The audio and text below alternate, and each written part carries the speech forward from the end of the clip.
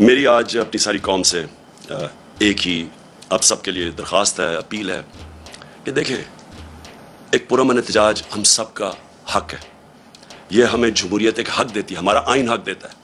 ہمارے جب ہم نے 25 کو جب احتجاج کیا، 25 مئی کو، انہوں نے جس طرح کا ظلم کیا لوگوں کے اوپر، فیملیز پہ، گھر میں رات کو 2-3 بجے گھس کے خواتین کو جس طرح انہوں نے چادر اور چار دیواری کو ہماری روایت کو پیچھے رکھ کے جس طرح انہوں نے کیا، اس کی میں مارشل لاء میں تو شاید ایسا ہوتا ہو، کسی جمہوریت میں میں نے ایسے نہیں دیکھا. میں نے جنرل مشرف کی آمریت کے اندر، وہ بھی ملٹری ڈکٹیٹر تھے، میں نے اس میں اس طرح کا ظلم نہیں دیکھا جو انہوں نے کیا 25 کو. اور اب ہم پھر تماشا دیکھ رہے ہیں. یہ کر کیا رہے ہیں؟ سنبھالی ان سے معیشت سنبھالی نہیں جا رہی، قیمتیں ان سے روکی نہیں جا رہی، باہر پھر رہے ہیں ہاتھ پھیلا کے وہ ان کی مدد جس طرح کر رہے ہیں. جس طرح میں نے کہا کہ وہ کوئی بھی فری لنچ نہیں ہوتا، یعنی کوئی مفت میں آپ کی مدد نہیں کرتا، وہ کوئی نہ کچھ آپ سے مانگ رہے ہیں. ان کو بھی خوش کرنے کے لیے انہوں نے ہماری نیشنل سیکیورٹی کو کمپرومائز کرنا ہے، وہ بھی اب دیکھتے رہے. تو اب اگر ان کا خیال ہے کہ صرف ظلم کر کے اور تشدد کر کے کسی طرح لوگوں کو کنٹرول کریں گے، ایسے لوگ کنٹرول نہیں ہوں گے.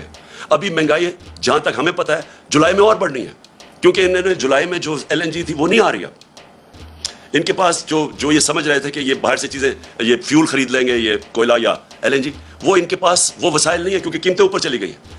لہٰذا میں آج اپنی ساری قوم کو کہہ رہا ہوں کہ میں 2 تاریخ کو ہفتے کی شام کو اسلام آباد میں انشاءاللہ ایک تاریخی ہم کریں گے پروٹیسٹ پرامن، جو ہمیشہ ہم کرتے ہیں پرامن پروٹیسٹ.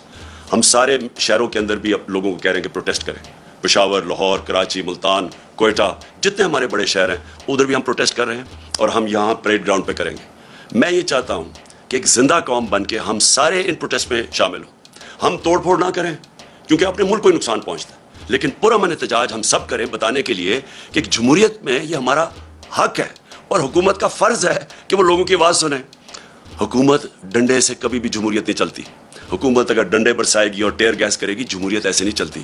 جمہوریت چلتی ہے اخلاقی قوت سے، جسمانی قوت سے جمہوریت نہیں چلتی. وہ ڈکٹیٹرشپ چلتی ہے، وہ بادشاہ سے چلتی ہو. جمہوریت چلتی ہے اخلاقی قوت سے. اس گورنمنٹ کو بتانا پڑے گا کہ کیا طریقہ ہے ان کا، اس قوم کو جو ایک دم آپ نے یہ سازش کر کے انہوں نے سب سے پہلے پاکستان میں ایک سیاسی بحران پیدا کیا. سری لنکا کے اندر پہلے معاشی بحران آیا، پھر سیاسی بحران آیا. پاکستان کے اندر پہلے سیاسی بحران پیدا کیا گیا سازش کر کے، جب ملک بالکل ٹھیک چل رہا تھا. ہماری پوری پلاننگ ہوئی تھی. جس طرح میں نے کہا، ہم نے روس سے تیل لینا تھا، ہم نے ہندوستان کی طرح اپنے لوگوں کے اوپر بوجھ نہیں پڑنے دینا تھا جو دنیا عالمی منڈی میں تیل مہنگا ہوا ہے. ہمارا پورا پلان بنا ہوا تھا. انہوں نے پہلے ہماری گورنمنٹ پہلے سازش کی، ڈی اسٹیبلائز کیا ملک کو، بحران پیدا کیا. اس کے بعد یہ معاشی بحران آیا اور یہ اب ان کے کنٹرول میں نہیں ہے.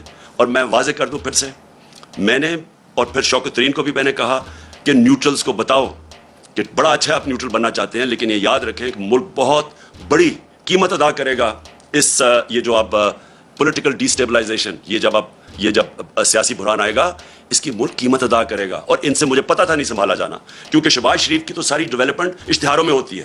صحافیوں کو پیسے دے دیے، PR کر دیے، کبھی 50 ارب کے اس نے اشتہار دیے، اس کے اوپر ہوتی ہے. یہ جو ایک دنیا کے اندر کرائسس آئے جو ہم بڑی مشکلوں سے نکل رہے تھے اس میں سے، اور نکلتے گئے. اللہ کا کرم ہے، جس طرح ہم کرونا سے نکلے، دنیا مثال دیتی ہے پاکستان کی. ہم نکلتے جا رہے تھے اور ہمیں پتا تھا کہ اگر ایک دفعہ سیاسی بحران آیا یہ ہونا ہے، کیونکہ ان کی تو نیتی کبھی نہیں تھی، نہ ان کی صلاحیت تھی ملک کو بحران سے نکال